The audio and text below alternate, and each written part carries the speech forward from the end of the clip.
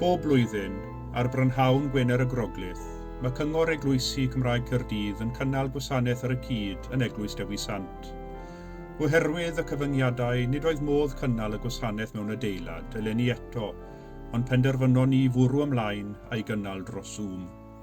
Dyma'r recordiad o'r gwasanaeth hwnnw.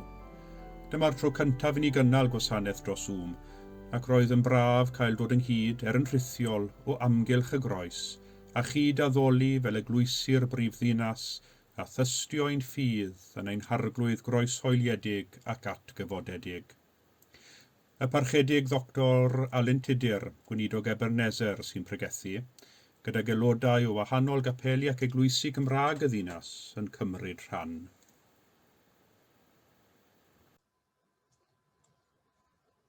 O'i gael ar ddull dyn, darostyngodd Crist ei hun, gan fod yn ifydd hyd angau ar groes, am hynny trad yr chafodd Duw ef, a rhoedd o'r enw sydd goriwch pob enw. Dyma ddydd y groes, dydd, buddugoliaeth.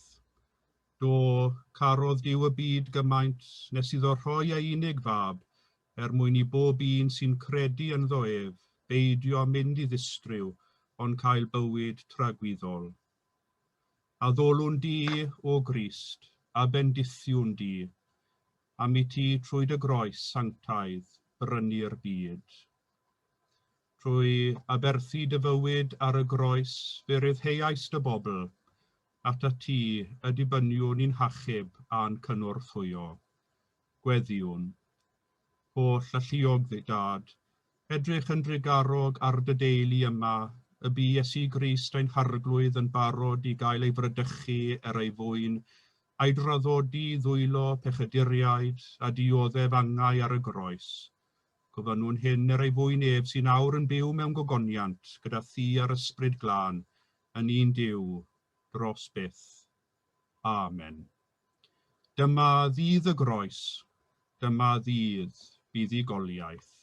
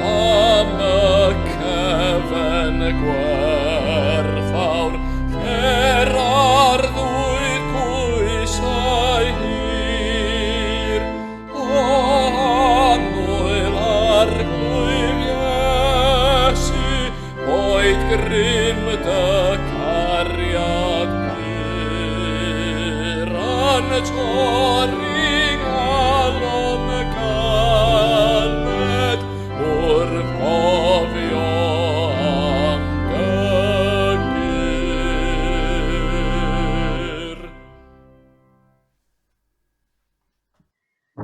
Darlloniad o broffwydoliaeth Eseia, y gwas dioddefus. Pwy a gredodd i'n hymadrodd, ac i bwy y datguddiwyd braich yr arglwydd.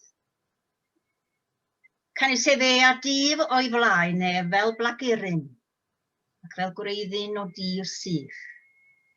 Nid oes na ffryd na thegwch iddo. Pan edrychom arno, ni bydd pryd fel y dymunem.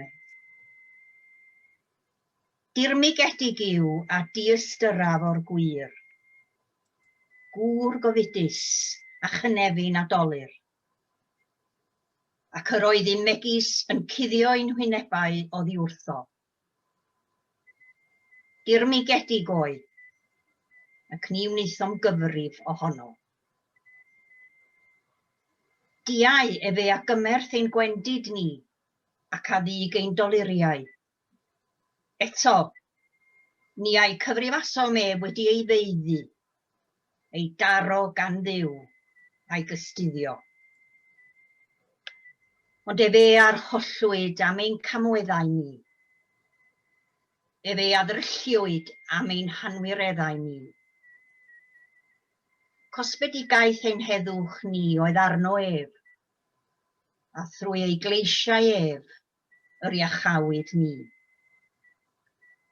Na ni oll a gwydrasom fel defaid, troesom bawb i'w ffordd ei hun. A'r arglwydd a roddes arno ef ein hanwiredd ni i gyd. Efe a thrymwyd, ac efe a gystuddiwyd, ac nid agorau ei enau. Fel oen yr arweinid ef i'r lladdfa, ac fel y tai dafad o flaen yr rhai ei cneifiau. Felly, nid agorau yntau ei enau. O garchar o cawfarn y cymerwyd ef, a phwy a dreithau ei oes ef. Canis ef ei adorwyd o dir yr rhai byw. Rhoddwyd pla arno ef am gamwedd fy mhobl. Ac fe wnaeth ei fedd gyda'r rhai anwyr, a chyda'r cyfeithog yn ei farwolaeth. A wnaeth ei gam, ac nad oedd twyll yn ei enau.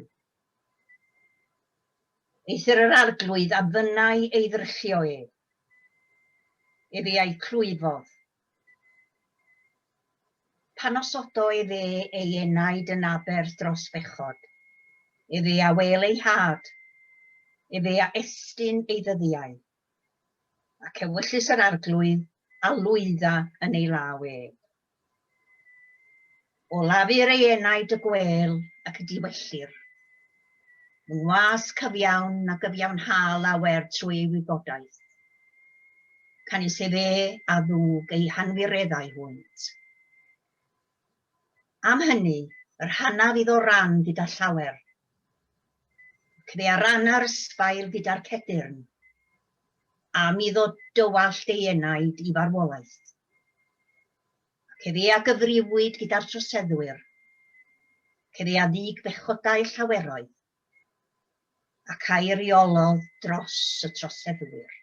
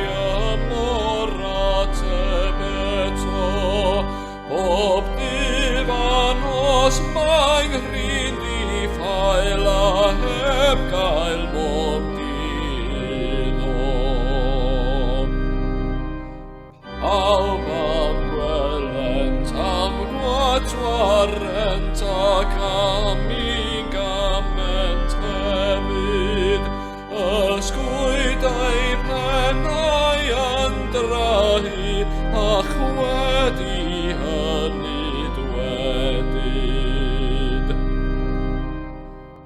Ar yr arglwydd roes bwys a chredoedd ef i'w ared allan, os minnau achwn ef arled cymerid i fo'i hunan.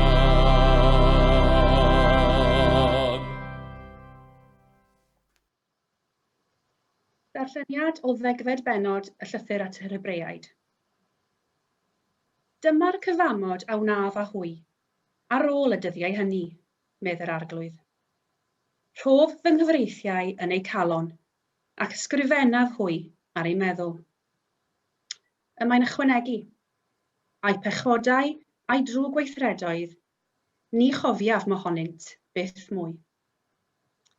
Yn awr, lle y ceir maddeiant am y pethau hyn, nid oes angen offrwm dros bechod mwyach. Felly, frodyr, gan fod gennym hyder i fynd i mewn i'r cysegr drwy waed Iesu, ar hyd ffordd newydd, a byw y mae ef wedi ei hagor i ni drwy'r llen. Hynny yw, trwy ei gnawd ef. A chan fod gennym offeiriad mawr ar dydd Dduw, gadewch i ni nesau a chalon gywir, mewn llawn hyder ffydd, a'n calonnau wedi eu taenelli'n lân oddi wrth gydwybod ddrwg, a'n cyrff wedi ei golchi a dŵr glân. Gadewch i ni ddal yn ddiwiro at gyffes ein gobaith, oherwydd gallwn ddibynnu ar yr hwn a roddodd yr addewid. Gadewch i ni ystyried sut y gallwn enyn yn ein gilydd gariad a gweithredoedd da, heb gefnu ar ein cydgynulliad ein hunain, yn ôl arfer rhai, ond annog ein gilydd, ac yn fwy felly, yn gymaint a'ch bod yn gweld y dydd yn dod yn agos.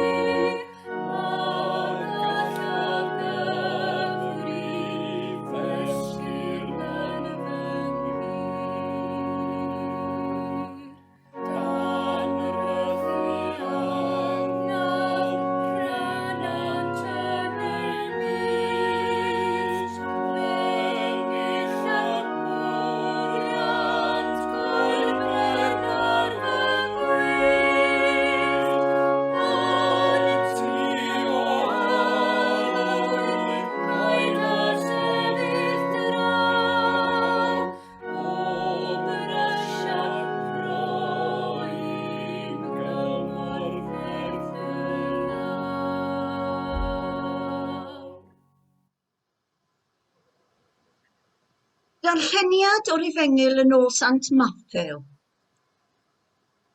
O ganol dydd, Daeth tywyllwch dros yr holl wlad, hyd 3 gloch y prynhawn. A thia 3 gloch, gwaeddodd Iesu a llef uchel, Eli, Eli, lema sabachthani. Hynny yw, fy niw, pam rwyt wedi fy ngadael? O glywed hyn, meddai rhai o'r sawl oedd yn sefyll yno, y mae hwn yn galw ar Elias. Ac ar unwaith fe redodd un ohonynt, a chymryd ysbwng a'i lenwi a gwyn sir, a'i ddodi ar flaen gwialen a'i gynnig iddo i'w yfed. Ond yr oedd y lleill yn dweud, gadewch i ni weld a ddaw Elias i'w achub. Gwaeddodd Iesu drachefn a llef uchel, a bu farw. A dyma len y deml yn cael ei rhwygo yn ddwy o'r pen i'r gwaelod. Siglwyd y ddaear a hollwyd y creigiau, a gorwyd y beddau, a chyfodwyd cyrff llawer o'r saint oedd wedi huno. Ac ar ôl atgyfodiad Iesu, daethant allan o'i beddau a mynd i mewn i'r ddinas sanctaidd, ac fe'i gwelwyd gan lawer. Ond pan welodd y canwriad a'r rhai oedd gydag ef yn gwylio Iesu, y daeargryn a'r cwbl oedd yn digwydd, daeth ofn mawr arnynt, a dywedasant, yn wir, mab Duw oedd hwn. Yr oedd yno lawer o wragedd yn edrych o hirbell. Rhai oedd wedi canlyn Iesu o Galilea i weini arno. Yn ei plith yr oedd Mair Magdalen, Mair mam Iago a Joseph, a mam Meibion Sebedeus.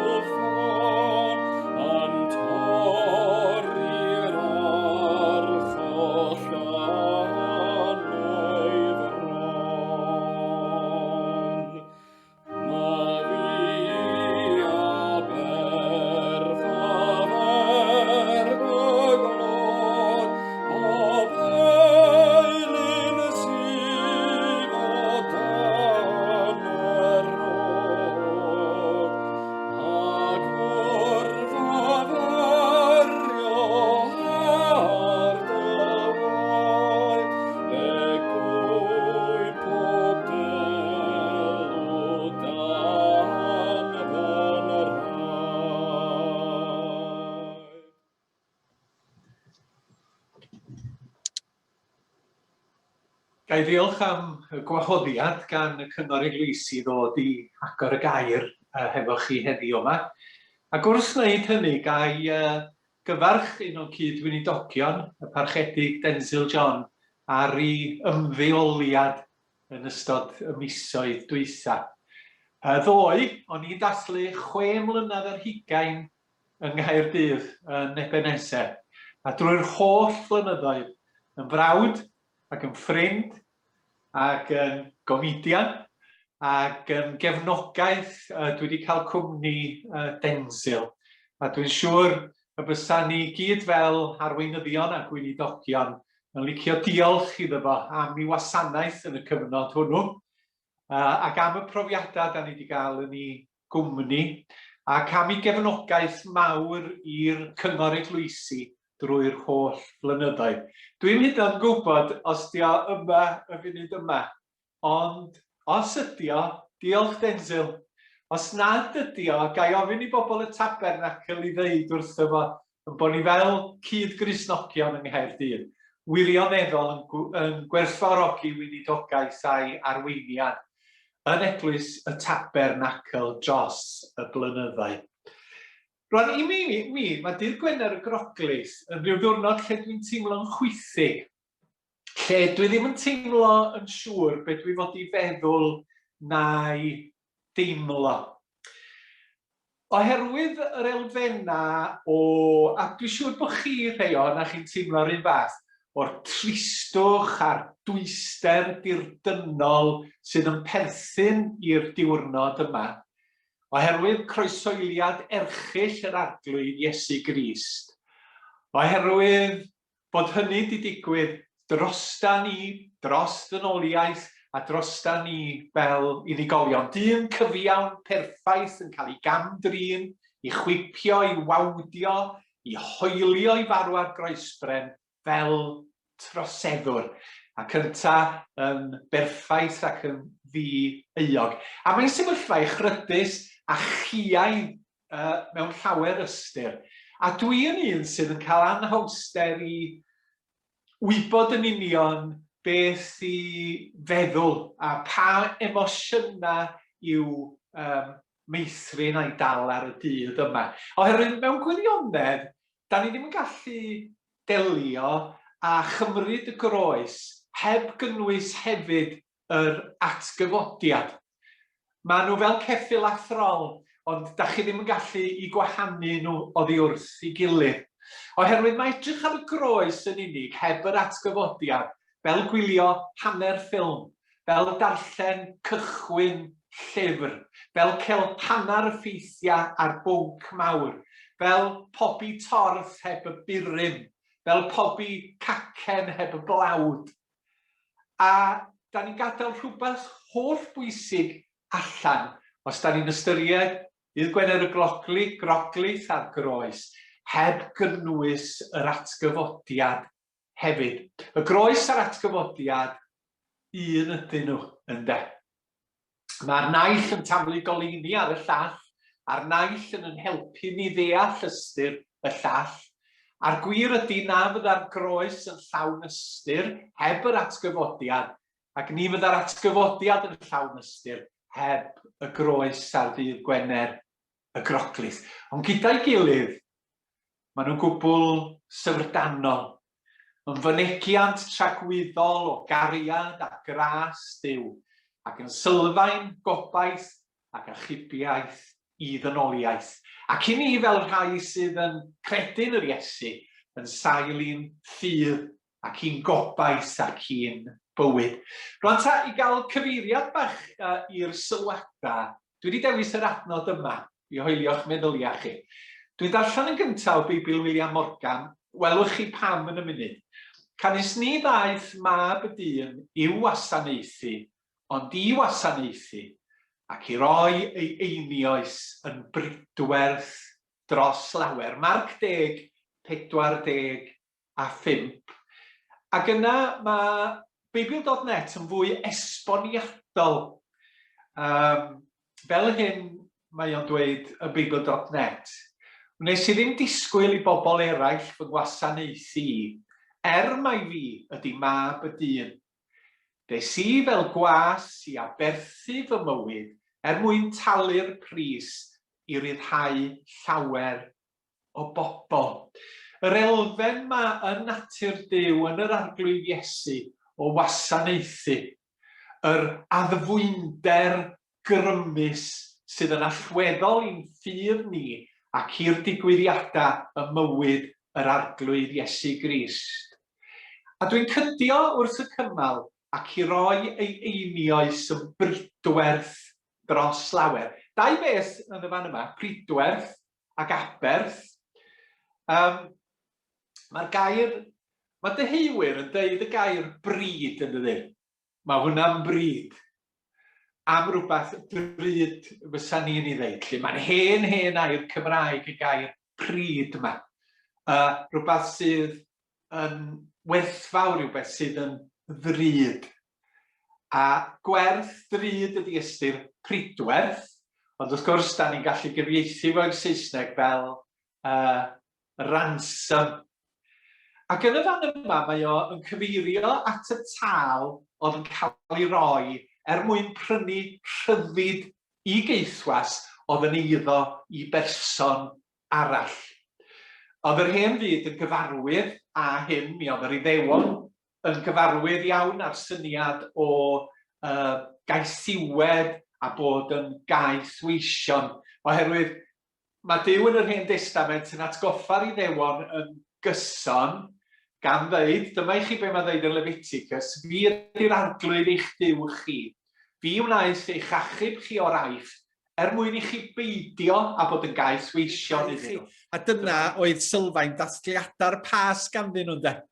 Y gwaed yr oen ar y drysa, y dinistryd ddim yn ymosod ar y teuluodd Iddewig. A cofio hynny oedd swper yr arglwydd, bod Duw wedi rhyddhau nhw o gaethiwed. Ac felly oedd yr Iddewon yn deall y syniad yma o bridwerth, bod Iesu'n galw ei hun yn bridwerth, ac yna yn y byd Rhufeinig, mi oedd caeth wasanaeth yn rhan o'r gymdeithas a gweitha'r modd o'r diwylliant Rhufeinig. Ond mi oedd modd yn achlysurol I gaethweision gael ei ryddhau, Unai oherwydd bod perchenog ni parchu nhw gymaint ac yn rhoi rhyddid iddyn nhw, neu os oedden nhw'n gallu cael arian I bod nhw'n talu'r pris am ei rhyddid. Ac felly yn y fan yma mae Iesu'n dweud, mae fo ydy'r pridwerth sy'n talu mwyn rhyddhau llawer o bobl. Hynny yw, mae Iesu yn rhoi ei fywyd perffaith o'i wirfodd ac yn ei gariad mwyn rhyddhau pobl. A dyma un wedd o'r hyn a ddigwyddodd ar y groes. Rhoddodd Iesu hun yn aberth mwyn yn rhyddhau ni. Ac mwyn derbyn y rhyddid, da ni yn rhoi yn ffydd ynddo fo. Ac wrth sôn am aberth, mae hynny'n cysylltu gyda y drefn aberthol sydd yn yr Hen Testament ac yn y ffydd Iddewig. Da ni'n gwybod am y deddfan Leviticus lle oedd gorchymyn i'r Iddewon I offrymu yn ddyddiol ac yn wythnosol ac yn flynyddol, aberth dros I pechoda nhw. Ond mae Iesu wedi talu'r pris terfynol ac mae wedi rhoi hun yn aberth perffaith fel nad oes angen aberth arall. Ond sut mae hyn yn berthnasol I ni heddiw? Sut mae Iesu Grist yn rhyddhau ni heddiw yn 2021? Neu oddi wrth be mae Iesu'n rhyddhau ni? Chi'n cofio'r Iesu deud yn Ioan, felly os yw'r mab yn eich rhyddhau chwi, byddwch yn rhydd mewn gwirionedd. Be mae'r Efengil yn ei ddweud, heb Iesu, bod chi'n gaeth, heb Iesu Grist, mae pobl yn gaeth. Da ni gaeth I bob math o bethau. Da ni gaeth I eilunod pethau, unrhyw beth sydd yn cymryd lle Duw. Y Duw da ni wedi cael yn creu I waddoli a'i wasanaethu. Da ni gaeth I eilunod, I fateroldeb, I drachwant, I fydolrwydd, ariangarwch, euogrwydd, hunanoldeb ac yn y blaen. unrhyw beth sydd yn dod o dan y teitl yn cyflwr cyffredinol ni, sef pechaduriaid. Da ni wedi canu am hynny y prynhawn yma. Ac mae Iesu wedi rhoi ei hun yn bridwerth mwyn yn rhyddhau i fyw bywydau cyflawn sydd yn caru Duw ac sydd yn llawn gweithredoedd da.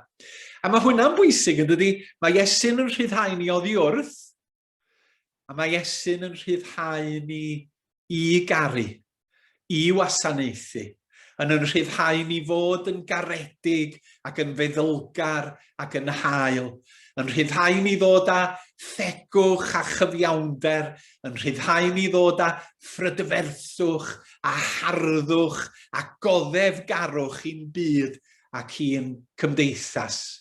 Ac ar y groes, ar Galfari, fe roddodd Iesu ei fywyd yn bridwerth mwyn yn rhyddhau.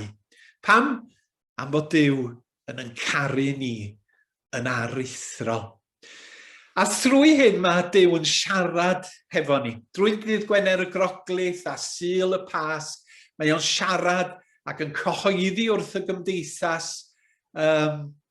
gyfoes yma i fod o'n i'ch caru nhw.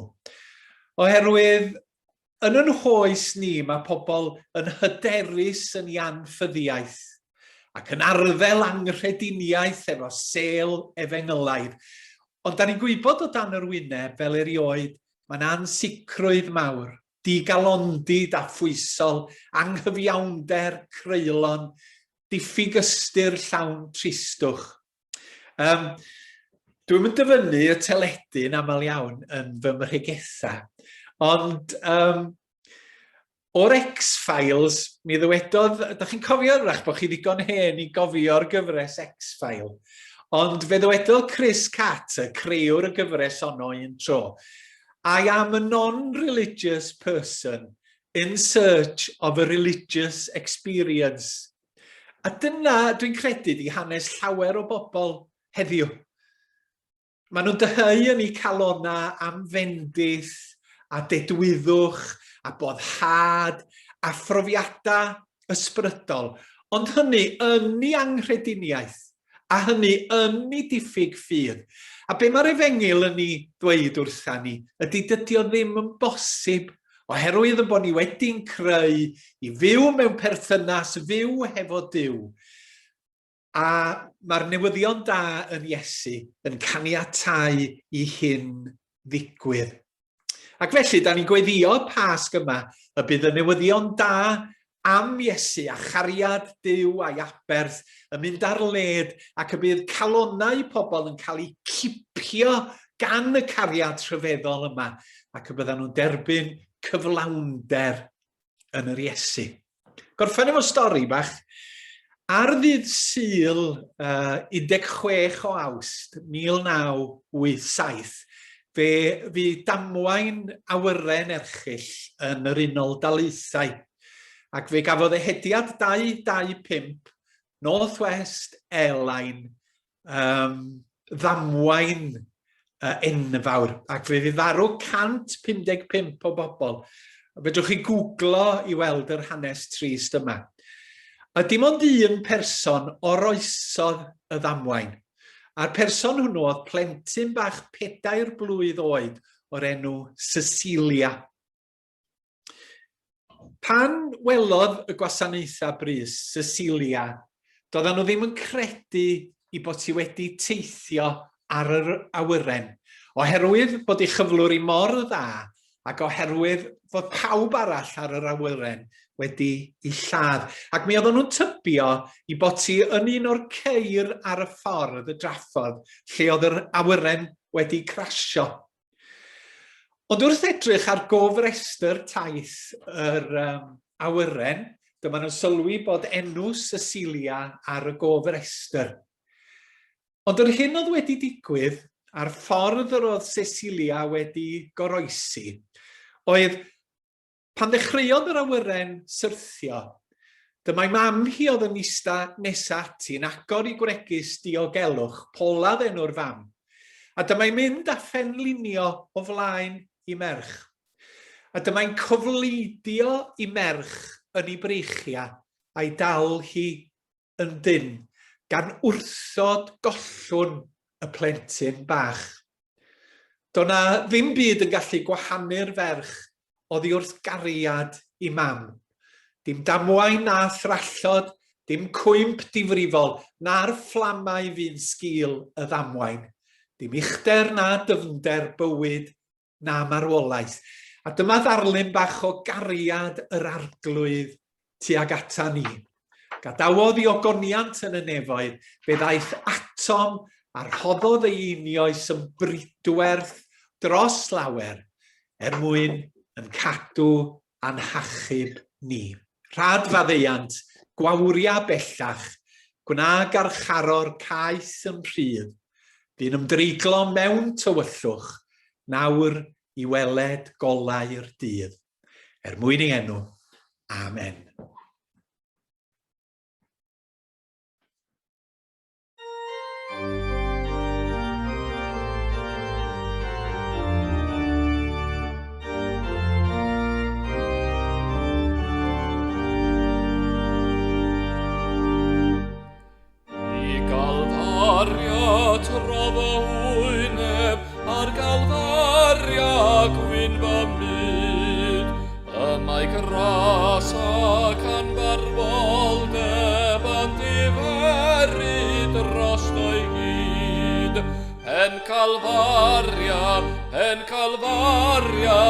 En Calvaria, nofennaeth gwnaed yn nyth, nofennaeth gwnaed yn nyth. Yno clywaf gyda'r awel, salmau'r nefan dod I lawr, ddysgwyd wrth afon I Babel gynt yng ngwlad y Cadsi mawr. En Calvaria,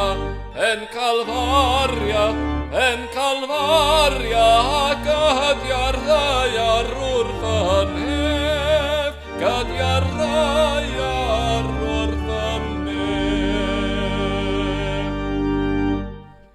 Ringo'r mynydd ar fy ngliniau, geisiaf heddi ffagio bydd, tremiaf drwy gawodydd dagrau ar y groes yn union sydd. En Calvaria, drifau nagrau ffrwd o hef, drifau nagrau ffrwd o hef.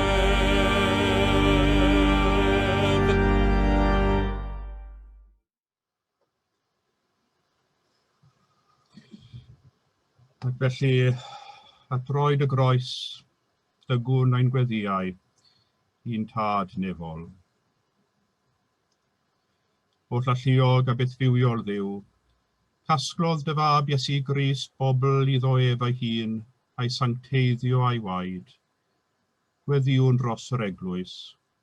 Oed I Gristionogion ar draws y byd, dderbyn o dy dangnefedd a thymgeledd. Oed I ddynt ddyfal barhau mewn ffydd, enwedig yn ystod y cyfnod hwn a'i cyfyngiadau ar fywyd ac addoliad yr eglwys, a chynwrthwyannu dyfu mewn undod a gogoneddu dy enw. Arglwydd cliw ni, arglwydd yn rasol cliw ni. O llalluog a thragwyddol ddiw, sydd trwy dy ysbryd yn llywodraethu ac yn sancteiddio holl gorff yr eglwys. Gwrando ein gweddi a ffrymwn dros bawb.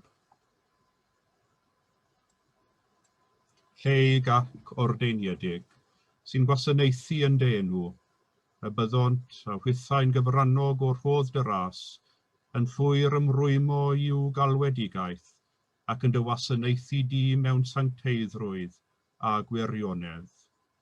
Arglwydd cliw ni, arglwydd yn rasol cliw ni. O ddiw a thad graslonaf, a rwyt yn ymestyn allan at gylonnau pob un byw, ac yn dymuno lles pawb drwy'r holl fyd. Weddiwn dros arweinwyr y byd, dros dros ein llywodraethau a phawb sy'n rhoi o'i gwasanaeth mewn swyddi gyhoeddus. Oed iddynt geisio tegwch, gwir heddwch a rhyddid i bawb. Oed idd ysbryd o dangnefedd dywys galonnau'r rhai sy'n llywodraethu, fel y byddo cyfiawnder yn ffynnu, rhyddid yn ddiysgog, a daioni'n parhau heb ddiffygio drwy'r holl byd. Arglwydd cliw ni, arglwydd yn rasol cliw ni. Holl alluog a thragwyddol ddiw, cysur y rhai sy'n galaru a nerth y rhai sy'n llwythog. Gweddiwn dros y rhai sy'n gweiddi a lleb uchel yna i dioddefaint y dydd hwn. Dros y newynog a'r sychedig, y caeth a'r tlawd, y rhai sy'n dioddef canlyniadau Covid-19, dros y cleifion a'r rhai sydd ynglyn cysgod angau. Dwy'n y gredigaeth gyfan i'w pherffaith gyflawnder. Gweddiwn dros bawb sy'n gofalu ac yn gweini ar y claf, enwedig yn ein hysbytau. Dyroi bawb sy'n galw arnat yn eu cyfyngder ymdeimlo athgariad a thrigaredd y nawr a'i hangen. Arglwydd cliw ni, arglwydd yn rasol cliw ni. Ac fel y dysgodd ein hiachawdwr ni, gweddiwn yn ei ofn. Ein tad, yr hwnnwyt yn y nefoedd, sancteiddiau'r denw, deled y deyrnas, gwneler dewyllus, megis yn y nef, felly ar y ddeiar hefyd. Dyroi ni heddiw ein bara beunyddiol, a maddau ni ein dyledion, fel y myddaiwn unna ein dyledwyr, ac nac arwain ni brofedigaeth, aeth i'r gwared ni rhag drwg, canis eiddot ti o'r deyrnas a'r gallu a'r gogoniant yn oes oesoedd. Amen. Ein mawl a'n diolch, ein gweddiau a'n can, o ffrymwn yn enw Iesu Grist ein harglwydd, a ddioddefodd angau'r groes iechawdwriaeth yr holl byd. A chyd weddiwn, a ddolwn a chlodforwn di o ddiw, am i ti roi ni dy fab Iesu Grist, i rannu ein bywyd, i ddwyn ein gofidiau ac i ddileu ein pechodau. Wrth fyfyrio'r aberth a'i groes, arwain ni ddirgelwch ei ddioddefiadau, fel y gwelwn mae trwy aberthu y mae'n ternasu, trwy garu y mae'n gorchfygu, trwy ddioddef y mae'n achub, a trwy farw y mae'n estyn i ni fywyd tragwyddol. Amen.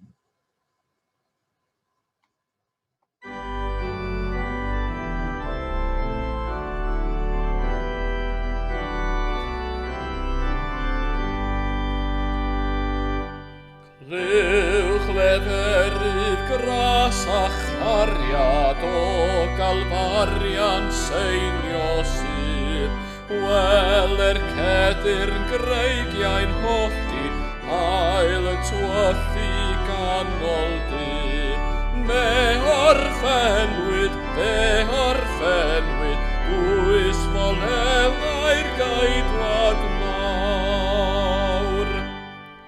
O'r trysorau anchwiliadwy ac yn hwysir yn y gair, mor diderfyn o fendithion i'r aitlodion yn yddo cair. Me orffenwyd, gyflanad yw'r aberth mwy. At gyweiriau'r pob rhyw delyn trwy y ddeiarfaith ar neb, cydaro'r anthem newydd heddiw a gyhoeddo fe. Me orffenwyd, yma gan a dderbydd bydd.